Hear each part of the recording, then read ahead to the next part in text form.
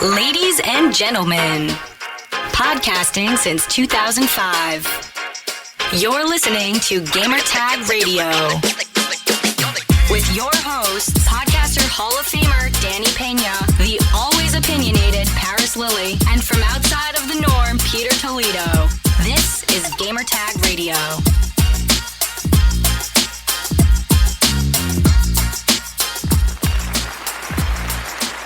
Welcome to Gamertag Radio episode 996. This is your host, Danny. Paris is not going to be joining for this episode, but stay tuned. He'll be back on Thursday for the next episode of GTR. Most likely we'll do like a daily conversations, all right? And so we have a lot of new listeners, and we're going to talk about that in a few minutes. But first, head over to gamertagradio.com.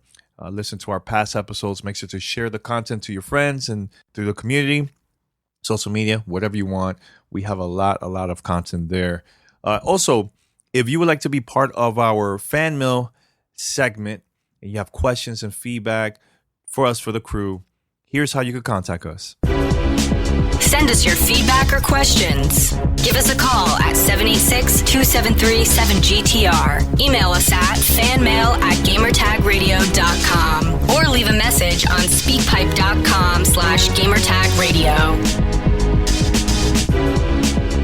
All right, and also we have a Discord channel. We have I think close to 900 members now. So if you would like to join, head over to discord.gg/GTR. That's discord.gg/GTR. All right, so we're going to be talking about what happened a couple of days ago. So, we've been working on our 1,000 episode now for, a couple months now.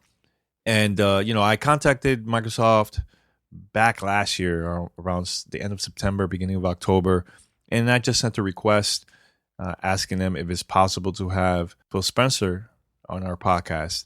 And we weren't sure if it was going to happen or not, but then out of nowhere, January 23rd at 2:03 a.m. Eastern Standard Time, Phil Spencer posted this tweet saying, "The passionate Xbox community pushes us to deliver our best every day.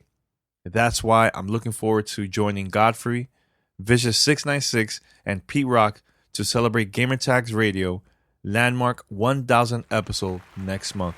So yes, the head of Xbox, Phil Spencer, is going to be joining us on our 1,000 episode, and that's coming out February 10th, 2020 at 12 a.m. Eastern Standard Time. That's February 10th, 2020 at 12 a.m.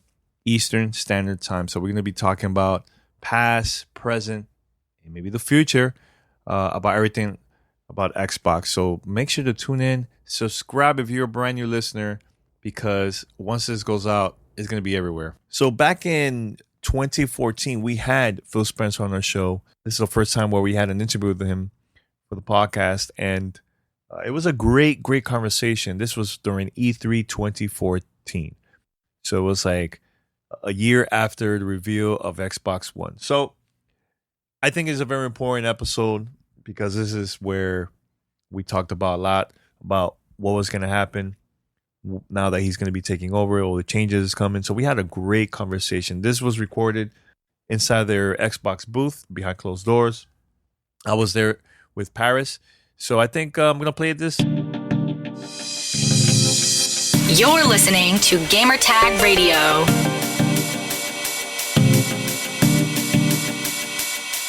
All right. All right. So now we have a special guest here. We have the head of Xbox, Phil Spencer. Phil, how you doing, man? Welcome to the show. I'm doing well. Thanks for having me. All right. So I noticed that during all the press conferences, every company been mentioning a lot of community feedback.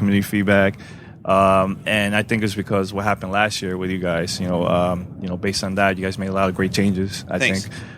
So how important was that, sending that message to the gamers this time around?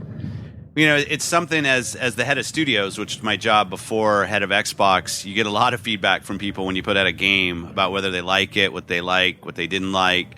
So it's just kind of been always how I think about building products is you build games and you talk to people either before you're launching and after you're launching. So as the head of Xbox, I want to think about Xbox the same way. I want to get the feedback from people. And as you said, they were vocal last summer.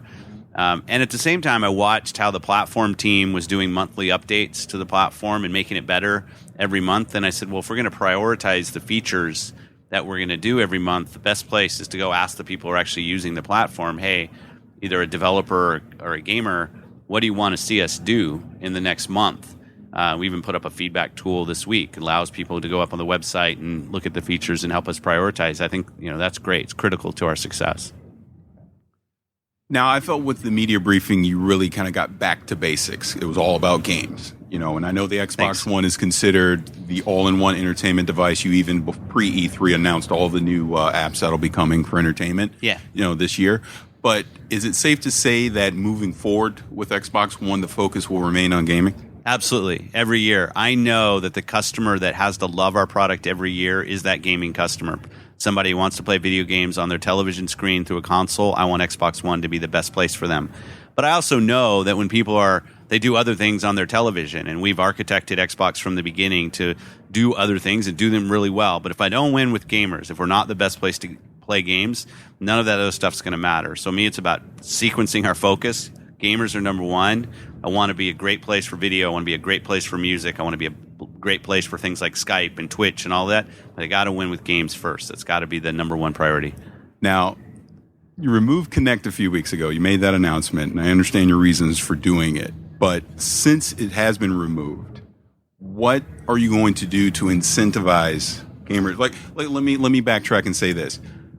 I wasn't a fan of Kinect. Okay. I always felt it should have been an optional device from day one. Okay. Just simply because in my family environment, it wasn't 100% reliable. Okay. So my wife, if she says Xbox on more than twice, she's never going to say it again. Right. Type of thing. Right. So I understand why you took it out of the box, and I actually do appreciate that. But what are you going to do to give that incentive for someone that does buy the Xbox One without Kinect to now say, I need to go buy Kinect. I need to add it to my system? It's a really good question, because I think it centers around what Kinect has always, whether it's actually included or not included, when somebody uses Kinect, they've got to find it to be a delightful experience and worth what they spent on it.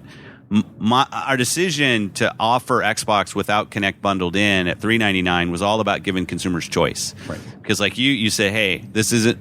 I'm still on the fence. I know I want an Xbox One. I know I want to play Halo and Sunset Overdrive and Forza. Like, I want to go play these games, so I'm going to buy an Xbox One. I'm not sure yet about Kinect, and we're giving you the option to start off without Kinect. We're still going to continue to evolve the Kinect experience, both with games. We had Harmonix on stage. We've got a bunch of Kinect playable games here on the floor people can go try. We're going to stay invested in what Kinect is and continue to evolve it. But I want you to be able to make the buying decision when you think it's right for you, and that's what this decision was all about. And that's great, and that just leads me up to my follow-up on that. You mentioned, and I always say it wrong, Harmonix. Harmonix. Yeah. What do you say? I say Harmonix. Harmonix? I don't know why. I would say Alex Rogopoulos. We're going to rename your company. It's Harmonix. But speaking on them, just specifically, I mean, obviously Dance Central, is a big and Fantasia's coming. Fantasia's coming. But where's the incentive for other developers now to want to continue using Kinect if they can't be guaranteed that it's going to be in the box 100%? Games sell because they reach people at kind of a very soulful level and create fun and delight and competition and all the things that we love about playing games. The things that enable that game, I think, in a developer's mind and a gamer's mind, are kind of secondary. Right, it's not, and I've used this example before, and I don't know if people like it or not. For Alex, it's kind of in his history of like Guitar Hero. He was a massive franchise for a long time. He had to go buy a big plastic guitar to play Guitar Hero. I didn't mind because I love playing Guitar Hero. Yeah. Right. So, and it wasn't about, hey, we're gonna come out with a guitar, and then people are gonna figure out whether they want to play games with it. No, it was all in one package. Dance Central was that for Kinect, and I'll just stay with Alex for a while. Kinect Sports, another huge Kinect franchise. If you look at those two franchises, you say, I don't play those games. It's just not my style.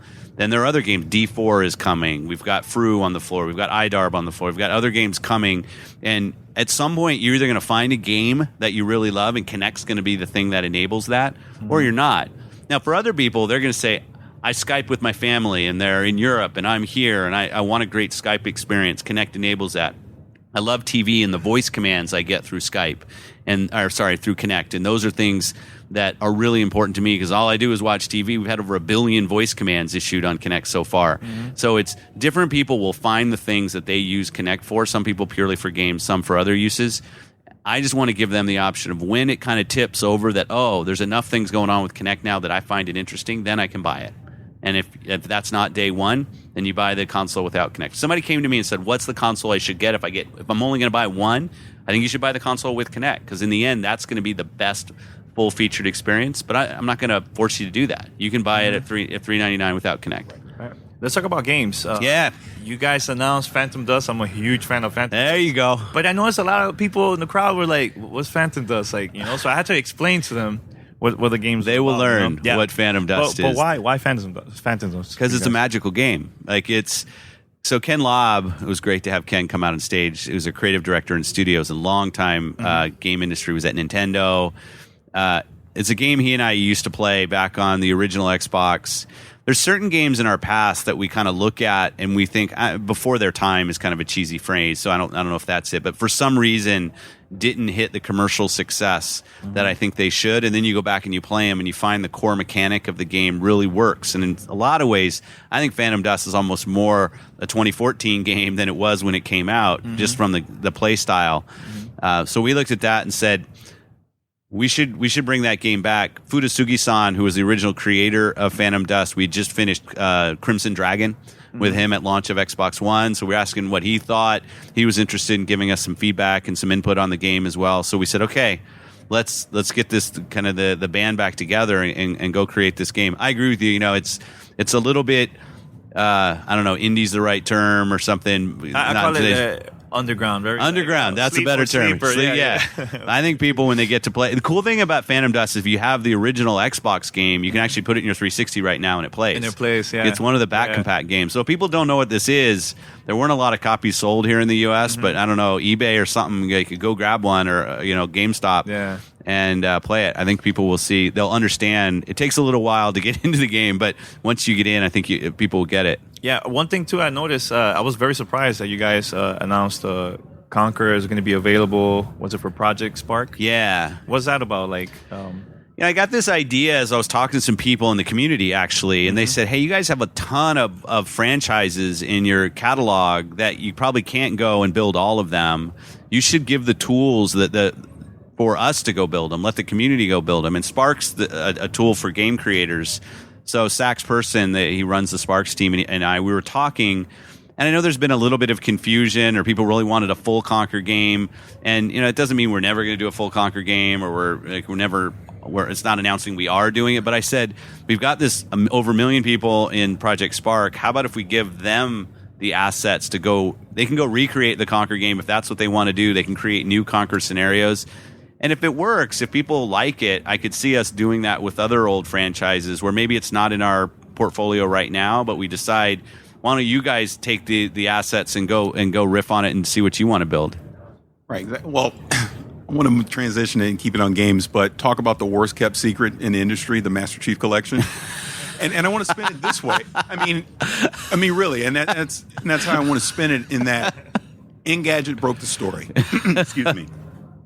And how does that affect you internally, as far as, all right, this has been announced, you obviously know it's coming, so you can't deny it, but as a whole, with leaks big like that, was there ever a point where you figured, do we get out in front of this and announce it early, or do you think we need to just go ahead and keep this as an E3 surprise? It is. And well, you guys are in the press, so it's, even for you guys, sometimes about things that you're not, embargoes and other things. So even you guys sometimes have to pretend like you don't know something. Then when somebody asks you a question, the leaks bum me out just because I like to be able to tell our full story. And sometimes the leaks come out and people, since we're not telling the story, and people who have maybe some of the information, not all of the information, sometimes the leak causes more confusion than help.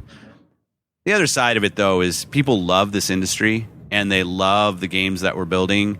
And, the reason leaks are interesting is because people are passionate about the information.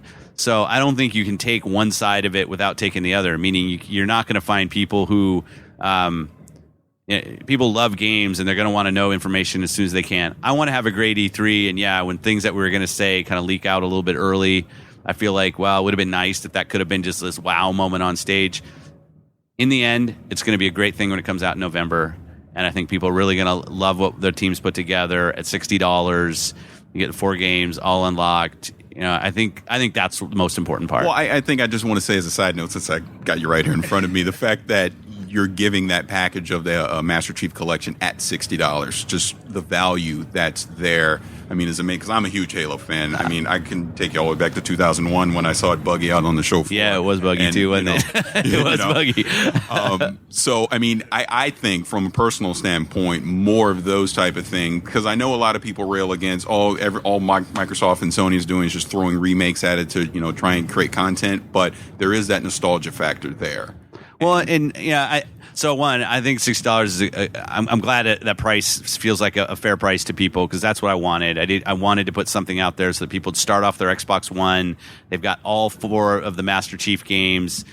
But on the remake thing, like I think about 2014. That's why I'm so excited about something like Sunset Overdrive, because they say here's a game that nobody's ever played before, brand new IP, AAA. We're fully invested, working with a huge developer in Insomniac, coming this fall.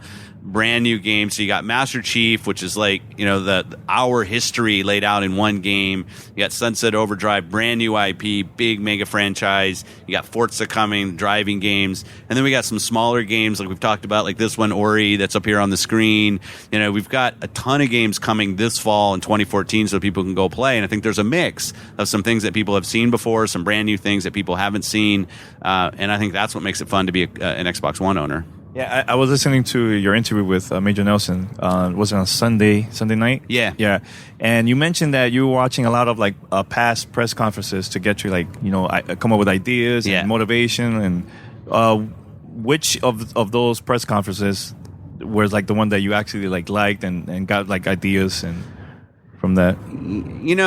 It was interesting. The further back you go, it kind of strips back a lot of the show that we've seen evolve over the last few years. Mm-hmm. And I mean, I even went back to, what was it like, Rob, 04 or something, where you had, he's not paying attention, but Rob.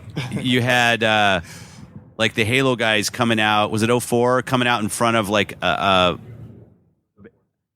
drape, right? They just walk out from behind the curtain, and with controllers in their hand, and they play a game. There's no big screen behind them. There's no bombastic sound. They're just playing.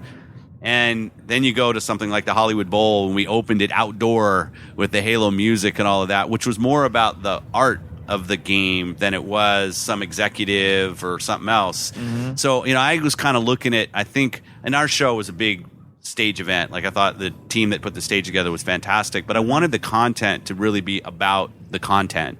I didn't want it to be about me. I didn't want it to be about PowerPoint. I didn't want it to be about a bunch of executives. I wanted it to be about the games that we were going to show on stage. And I kind of got that from going back, because I think that's the roots of what E3 was about. I have to say, I think this was your best conference since 2009, I think. Thanks. Thanks. So great job on that. Yeah, you guys really focus on just the games and sending the message to the fans, So thanks. I appreciate that. Just if I can add on to that. I think if you go back and look at what you guys did back at the Santa Monica E3 in 07, there was a big focus with community things going on during that event. I mean, I don't know if you have anything planned here that we haven't heard about, but I think coming from a gaming community standpoint, getting more people that aren't in the press, that are just enthusiasts, that are just passionate about Xbox and video games in general, getting them more involved with things. Or because I can tell you from a personal thing, Halo 3, for example, we're at I think it was the Viceroy, whatever that hotel was. Yeah. I remember Frankie, who I just saw, pulled a bunch of us to the side, threw us in a room, and took us through that first level of Halo 3. Yeah. That's amazing. When I think it was Fable 2 at the time, Peter Molyneux, took us up into a suite and just was talking to us, and he actually spoiled a bunch of stuff. That's Peter. Fun, but those kind of things is now that you're the head of Xbox, I think a lot of people, just from reading social media, which you're very active on, by the way, that's the vibe people are starting to get again, and I think that's exciting. Great. No, I think about things like 0 Hour was something I really loved. There, yeah. Right, I was too. And then the after our press briefing here, we did a Twitch broadcast with just the kind of core MVP fans. So we brought them all down, did the Twitch thing, gave them all passes to the E3 show. And it's not. I'm not trying to buy anybody's loyalty in doing that. I understand. Right? It's just that I know who's buying our console. I know who's buying our games, and I wanna make sure that they know. Like when I'm on Xbox Live, P3 is my gamer tag. People get on. I'll talk to them. I'll play games with them. Like I want to Twitter. I get tons of people. Some of them tell me I'm an idiot, and it's. But like you got to have the good feedback with the bad feedback. I don't want to filter it, so I just hear what I want to hear. Then you're not really in touch with people. So I agree with you. I think the community stuff is more and more important. And now, I mean, we've had the internet for a while, but there's just so many ways for us to reach both directions, for consumers and fans to reach us, and vice versa. I think we got to take advantage of that. Now I got to make sure we get this in before we run out of time. Last year, your original plan, before when all this started with the Xbox One, you had the plan for game sharing. Yeah, I thought it was fantastic. I just think the messaging last year wasn't up to speed, which is part of the reason why we are where we are today. Is there any chance that's going to return in some form? We looked at the digital features that we had talked about last year, and as a gamer, there were a lot of those features that I think really resonated. And were smart features for people who have a lot of games and maybe play on a couple consoles or have a bunch of people in the house or want to share with friends. And as I look at our monthly update roadmaps and other things, those kind of features are in our roadmap. There is a little bit of a challenge now that you've got DRM on a disc, and like how does that game play? We got hung up last year on kind of the enabling features around, when does it have to connect and all of that, and connect to the internet. When in the end, I think the feature that we really cared about, that people like, I've got this collection of content that I can do family sharing, I can share with my friends. I mean, there were a bunch of things that we had ideas around. I haven't given up on those ideas. There's some complexity now that you've got these discs around that have DRM that you got to figure out. But it's definitely part of our map with the overall product. Just if I could just throw a side note in it, because you keep bringing up the disc. I guess the one thing that we talk about amongst ourselves is the game sharing returning, but only on the digital side. You could do something like that. Yeah. Basically you're giving the consumer the choice. Hey, if you still want to buy a disc, you can do that and play games. But if you want to enable all these other cool features, here's game sharing on the digital side. Xbox Live Gold. No, you're right. It's the nature of the beast where we are. But now you're in the spot where I bought a Rise disc from you, and now my Rise. You didn't tell me at the time the Rise disc wasn't going to be able to do what Rise Digital is going to do. So as you do these things, and that's not an excuse for not doing it. I'm just like any of these features as I work through them with the team. I want to make sure I'm trying to do it the right way. So people should just know that these things, we are thinking about these features. They haven't gone away. We added functionality last year and adding physical DRM, and I think in the end result we shipped a better product because of the feedback that we received from people. But we're still looking at digital distribution, preload, like the things that people are always asking about. Those are things that we want to get to. It's just at the right time, and some of the things you want to make sure you land them in the right way because you want it to be a win for people. Well, last question. What are your thoughts of the Sony and Nintendo press conferences? Nintendo is a digital event, but I thought I'll start with the Nintendo one because it was this morning when we're doing this. And I love the way they opened it with the fight scene. Cool. I thought it was funny. Great, I thought they did a nice job. They didn't take themselves too seriously. Yeah. I mean, they're serious business, so I'm not at all taking a shot at them. But I thought it was just nice the way they were irreverent. They've got such an amazing first-party catalog at Nintendo. I mean, it's over the years, I think the strongest first-party out there with the IP, the characters that they have. And I thought they did a nice job with the digital. So it's a little bit different not having a crowd that's responding when they're doing stuff, but I applaud them for trying to do something new. I thought Sony had a nice show, right? It was a lot of content in there. They kind of they had games, they had their video stuff, they showed a couple different devices. I thought they did a nice job showing games and when they're going to come out. It's a good time to be a gamer. We spent 90 minutes on games. We really focused on 2014 games that are coming out this year. Saw a lot of good games on Sony's platform and a lot of good games on Nintendo's platform. And it's just a good time to be a gamer right now. Awesome, man. Well, competition is great for all of us. Competition's great. No, there's no doubt about that. It's good for us too, right? It keeps raising the bar. Definitely, man. Well, Phil, I just want to say thanks for taking your time to be on our podcast. It was fun. It was cool. Thank you. Yeah. Thank you very much. Yeah, Gamertag Radio for the win. It's good. Awesome, man. Cool. Thank you. Yeah. This is Gamertag Radio. Voicemail at 786-2737-GTR.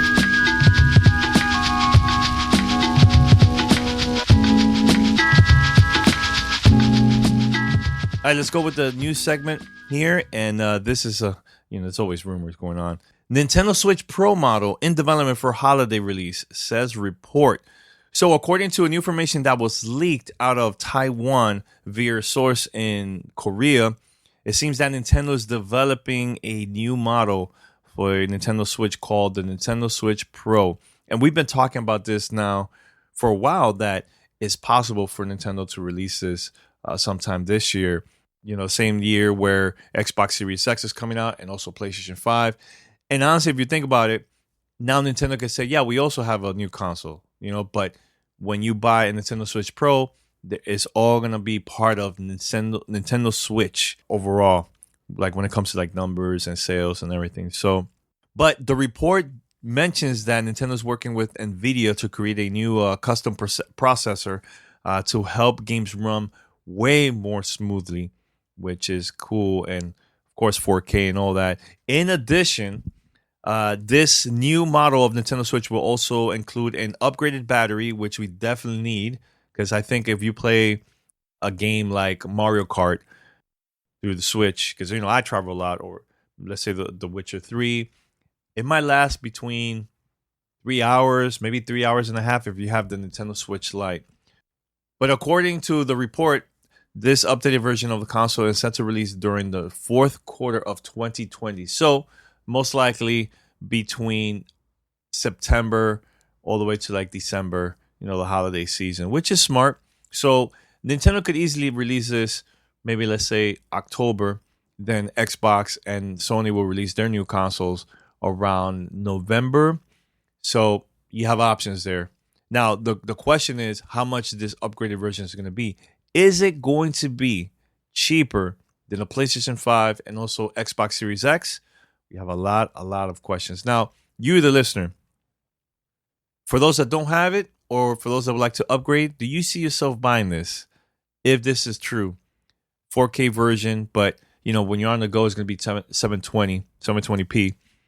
But let us know. Hit us up, fanmail at Gamertag Radio. That's fanmail at GamerTagRadio.com. Now, I live in New York City right now, and there's been rumors about Sony having a PlayStation 5 review event pretty soon, sometime this month. So all this happened because a user on Reddit noticed something strange on their official website of PlayStation venue that they have in New York. So it says that a Sony sponsor event hall in New York has blacked out in its schedule on February 29th. Right now, it is marked as a private event. So some fans think that this could be the official PlayStation 5 review event. And this could be true because if you go back to 2013, Sony did had a PlayStation 4 review event, but it was like around mid-February, and it was actually here in New York City. So it looks like it's gonna happen. Plus, Sony skipped once again E3, so who knows what else they're planning to do in the future. But most likely we'll see this event for the review of PlayStation 5, and then later on, they should definitely have a PlayStation experience just for the fans. Charge the fans like usually, like the previous events, but now they have an opportunity to get some hands-on of all the PlayStation 5 games. Also, they can check out the press conference that they have for that event. That could be E3 for PlayStation fans. It'll be huge. I think this is a very smart move. And actually, if you never been to like their E3 events, their press conferences, they usually have like a lot of food, a lot of kiosks where you can just play the game and you get to meet the developers, the team. I think it's awesome. Really, really cool. And I hope it's true. So this venue is called Sony Hall. This most likely will happen on February. It says on a Saturday, February 29th. Man, But remember, there's also rumors that Sony's going to have an event for the reveal on February 5th. So, kind of confused here. We'll see. We'll see. But let us know your thoughts on this, and we'll definitely we'll talk about it more here on Gamer Tag Radio once it comes official. Now, there is a reason too that this might be fake. If you think about it, when they had the first reveal for the PlayStation 4, that venue was a really big venue because there was a lot of the media there.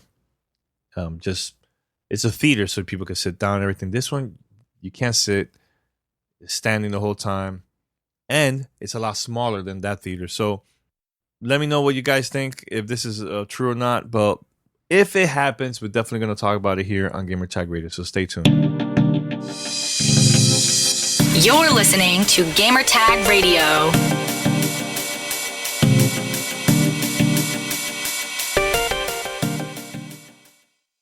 All right, so we're back here at Gamer Tag Radio. So I co-hosted Cheddar Esports a couple of days ago, and it was live on TV, live on Twitch, everywhere. And for 60 minutes, I was doing that with my friend Nars. Shout out to Nars. And that was a great experience. The whole Cheddar Esports team were like, man, Danny, you did an amazing job. This was awesome, you know. So hopefully I could do this more in the future. It was a lot of fun. But during the show, I had a segment, the most anticipated games of 2020. And we originally had like a longer list, but due to time, we had to cut it short. But it was a great conversation. So I'm going to play this audio right here from that, and we'll be right back after this. This is Gamer Tag Radio. Voicemail at 786-2737-GTR. All right, speaking of 2020 and big news, 2020 is shaping up to be a big year in gaming. By the holiday season, we'll have 2 new consoles when the Xbox Series X and the PlayStation 5 arrive. And though some have already been delayed, the months in between are stacked with some big and promising releases. So, which titles are worth checking out, and which can you wait until they're on sale or skip entirely? Let's get into it. All right, so first up is a Square Enix Marvel Avengers, which was recently pushed back to September 4th. The game can be played alone or with 3 of your friends, each playing one of the Earth's mightiest heroes. Danny, you actually got your chance to play it yourself. Tell us about that experience, and when did you play it? Yeah, so it was during New York Comic Con. They had it available for the public. They played that demo, but for the media, we had a special demo where it was Mrs. Marvel for the first time playable. That was awesome. And there was a voice actors that were there too at the media event. So I'm excited for Marvel Avengers. I think it was, at first, I'm not gonna lie, I was kind of like sleeping on it. I was like, yeah, it's whatever, you know. But actually getting hands-on convinced me that I think it's gonna be a big, huge title. What's the battle mechanics? We're actually watching a little bit of the gameplay right now. Is it kind of like Jedi Fallen Order? Does it feel like Dark Souls? Well, remember, it depends the character you use. So right now they're showing Captain America. There you go. I don't know why I'm saying that. But yeah, you could choose him. So every character has like a special move. It's think of it like a beat 'em up type game. Yeah, so it's like that. So, but my favorite character out of all of it is the Hulk. Hulk is my favorite one, man. Why is that?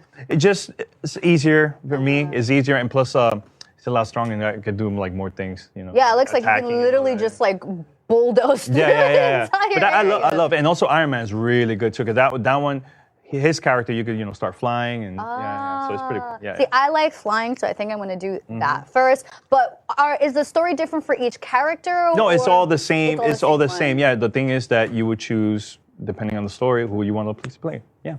So. That is dope. Okay, so next, another title that was delayed until September, CD Projekt Red's sci-fi role-playing game Cyberpunk 2077.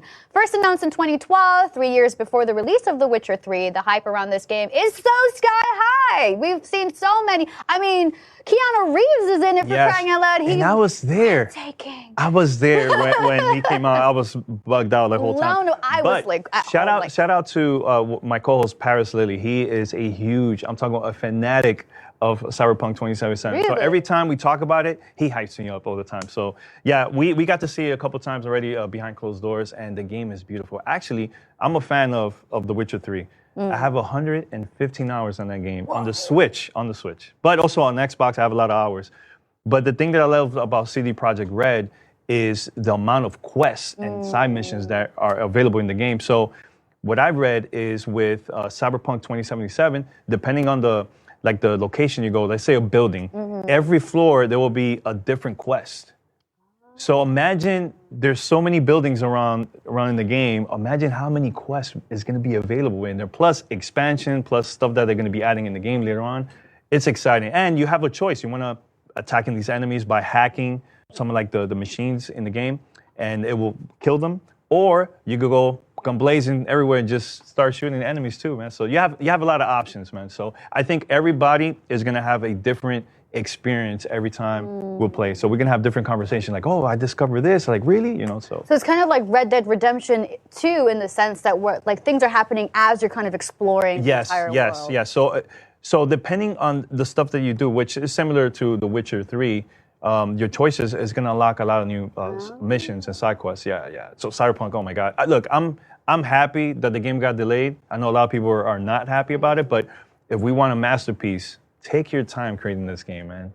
Wiser words spoken by a true gamer. Next up, Master Chief is also slated to return when Halo Infinite comes out later this year. There's still no release date, but it's probably safe to assume it'll be a launch title for the new Xbox. Now, Danny, what do you think we can expect from this next installment? I think there's going to be a big title. We're going to see, this is my prediction, I see Microsoft investing on a lot of esports too for Halo Infinite, but the thing that this game is so important, I had this conversation with Paris, he even brought it up too, that this game is also going to be available on Xbox Game Pass. So you buy Xbox Series X, you don't have to buy the game. You just go home and it's already available there to download and playable. So it's going to be a great title, man. I wasn't thrilled with the story of the campaign from Halo 5. What I liked about that game was the multiplayer. So the multiplayer always been on point. But I want to know more about Master Chief. What's going to happen next now? And why Infinite? Why Halo Infinite? I have a lot of questions, man. A lot of questions. The game looks beautiful. They showed the trailer during this past E3. It looks good. It looks really good. Where do you think the story for Halo Infinite is going to take place? I don't know. It's a huge mystery. I don't know. That's why I have a lot of questions, like what's going to happen next. But also, like, is it going to be open world now instead of typical going from A to B? That's true. How different is it going to be from previous Halo games? Because I think 343 Industries, they need to evolve. They need to create a different Halo experience for us gamers. Because look, every other game has been taking it to the next level, like Cyberpunk, Witcher, and so on. So I think it's time for Halo to do something new too. I mean, looking at the graphics, it looks like it is. Do you think Halo Esports is definitely going to be something on the horizon? Oh yeah, it's definitely, because esports is a big thing for Microsoft, and they're going to be investing in that a lot. Well, there you go, guys. Pick up your controllers and start start wiggling your fingers to get ready for Halo competitive. Now, this May we'll finally find out how Ellie and Joel have been faring in the zombie-ridden apocalypse when The Last of Us 2 arrives this May.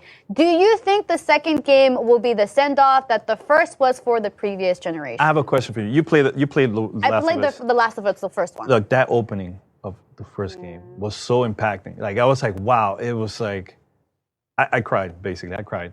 Now, with this one, they've been so good at storytelling, even with previous games with Uncharted. Now, how good is going to be for this one? It's going to be different. Now they're older. It's been a couple years now, right? So I'm excited. And plus, no multiplayer. That's good. Focus on just single player, man. 'Cause I'm not a fan of games that they add multiplayer. It's like I don't play it, So like Uncharted, it had multiplayer. Never play that. I just stick with the story because the story is super important. I think so. Yeah. Now for you. What is it that you liked about The Last of Us? The multiplayer. Huh? Multiplayer part. Yeah, the one. I mean, why is that? Why? Because for me, like, I feel like if I'm going to be in a heated, intense environment with zombies coming after me, I want to make sure that someone has my back. For me, it's like if I'm screaming and yelling, like I want to be able to have someone be like, I got you, jump in there and blah. Yeah. So for me, the multiplayer aspect is about it. Like I feel like for The Last of Us 2, I'm probably going to watch someone else play it or like in the dark. Yes. I don't find the game scary. It's very suspenseful. I'm easily scared. That's the problem. It's like you don't know what's going to happen. Like these zombies just pop out of nowhere. Yeah. That's good. But I think this game is just more than that. They're trying to survive. There's other people too that trying to get food and all this, and they're trying to survive. So yeah, it's a crazy situation. I feel like I would have to be paid a lot of money to be able to stream this game.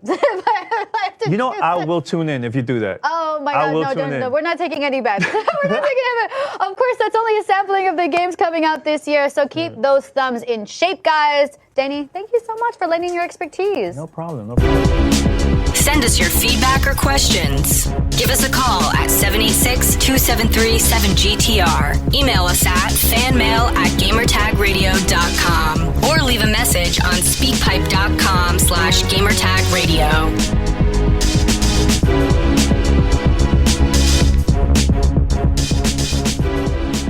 All right, so make sure to check out Cheddar Esports. You can follow them on Twitter. Just go to, just search for Cheddar Esports. That's Cheddar Esports. And yeah, give them support.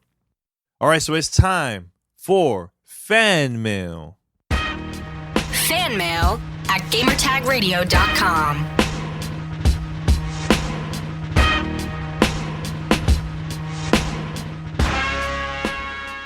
So I'm going to only read one fan mail question. I think this is a very important one. And we're planning to do more in the future because Paris is not here. But I think this is a very important question. And this is from our listener, Mario. Mario, where are you from? Let us know. He writes, how did you think Game Pass will influence day one purchases for those who can't afford to get the Xbox Series X and PlayStation 5 day one, when they considered that all Xbox Game Studios games will be available in Game Pass day one? I had this same conversation with Paris, and he brought up a good point. I think that's going to be very important. It's just the messaging, how Microsoft could easily market this and send a message to the hardcore we know, but more of the mainstream, right? But talking to Paris, he said this. He was like, Danny, thinking of this. Remember back in the days when we used to buy a Nintendo and they will bundle with, with the gun, you get Dunk Hunt, Mario. Even before that, there was a different bundle, which I never had that one. But I know he brought that up because he talked about the first time he got a Nintendo for Christmas. So thinking of it like that, when you buy an Xbox Series X, you're getting bundled Xbox Game Pass, right? Over 100 games. We have never seen this before. It's going to be a very interesting thing for Microsoft. Like, I'm curious to see how the sales is going to be because of that. But also remember, even if you don't have an Xbox Series X, you can still play this. You can still play through Project xCloud. You could also play Xbox Game Pass for everything, for all the older versions of the Xbox One. So it's a good thing, man. Now, remember, we can't also think that PlayStation can make those changes, because they could easily make those changes and add their first-party games on PlayStation Now. Super easy. They could announce that during the reveal. They could announce that during a separate PlayStation Experience event for the fans. You get the crowd going crazy. And they could easily say, you bundle up, or you get 3 months for free, or $1. There's different ways for Sony to do this. So I wouldn't count them out just yet. I think that there's an opportunity for Sony to make these changes. And honestly, at the end of the day, if you think about this, this is great for us consumers, because now we have options, man. Way more than ever. We didn't have these options back in the days, man. And forget about this fanboy stuff, all that garbage, the console war and all that. This is what I'm talking about. When a company wants to be in first and they're struggling in second or third, whatever, they're going to do certain things that is going to benefit us, the gamers. Game Pass would have not happened if it wasn't for Xbox being second place. Let's be real. And now we have an opportunity to get this. Look, I have Game Pass 2022. Now, Mario, here's the thing. Is Microsoft going to have this as everybody that buy an Xbox Series X, they'll get Game Pass for 3 months, or you can sign up for $1? How are they going to market this for the first-time users? Because look, now we have an option that we get Game Pass, and you will have Halo Infinite available there. You don't even have to go to the store to buy Halo Infinite. Everybody with a subscription service will actually get it. So a couple months ago when I moved here to New York, I would go around and take the train or go to Times Square and so on. And there was advertisements in Times Square, which it's not cheap, where Microsoft was promoting Gears 5, but it was more of like, and playing now on Xbox Game Pass. Same thing when we went to E3 last year. That was the thing that we all noticed. Billboards, advertisements at E3 promoting all the games that they were announced or games that was coming soon, all available on Xbox Game Pass or coming soon to Xbox Game Pass. That's the future. It's not about the console sales. Let me repeat that, because I want people to actually understand that sales, it's not going to matter. It's all about how many people are going to be subscribing to the Microsoft service. Because remember, you can still play Xbox games through the PC, through mobile now, and other devices. Hey, even when you buy a Samsung TV, don't be surprised if there's an app there that's Xbox Game Pass, and you could play all those games just for $9.99. All you need is a controller and you're all set. That's possible. If you have the NVIDIA Shield, you don't need Xbox One to play that. Project S Cloud is going to be a very important service for Microsoft, and this is where they're going to get a lot of money, not only here in the States, but also worldwide. Korea, that's a big thing over there. Japan will be a big thing. So don't sleep on that. And if you see that the sales is down with Xbox Series X, ask yourself, okay, sales is down, but how many people actually subscribe to the service? That's the most important question now. Because look at Netflix. They're doing fine. The service is worldwide. Yes, they're in debt, but because they've been investing a lot of content for like TV and movies, but they have a lot of subscribers worldwide.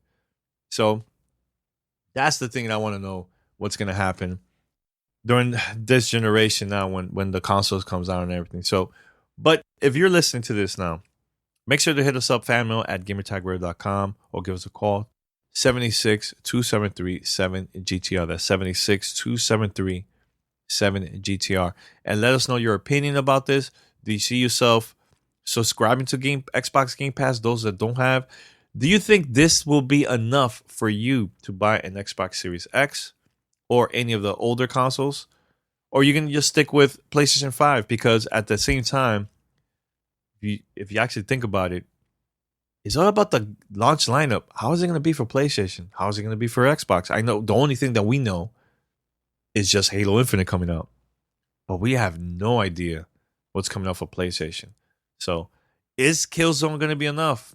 Horizon Zero Dawn, I don't see that coming out for launch. I know Paris and I, we've been talking back and forth, and I think that would be cool, but is it enough for that game to push PlayStation 5 sales? It's a lot of mystery here, man. A lot of mystery. So we'll see what's going to happen. But I'm just going to wrap it up here. Thank you, Mario, for sending that question. I think that was a very important question to answer. So, but remember, Phil Spencer going to be on our podcast February 10th, 2020. That's February 20th, 2020. And I'm planning to release this 12 a.m. Eastern Standard Time. So all you have to do is just go to gamertagradio.com and just subscribe. It doesn't matter which podcast platform you're in. What you have, we're everywhere. Google Podcasts, Spotify, iTunes, we're everywhere. Just search for Gamertag Radio, and we definitely will keep you up to date once the episode comes out. So we're gonna wrap it up here, and I just want to say thanks. And next time we're gonna have Paris here. We're gonna have daily conversations and just talk to him, and I want to get his feedback about everything that's going on in gaming and so on. So later this week, we're also going out of town. So I'm planning also to record from that location with Paris and a couple other friends. So stay tuned. All right. So until next time, we're out. Take care, man. Bye. Peace.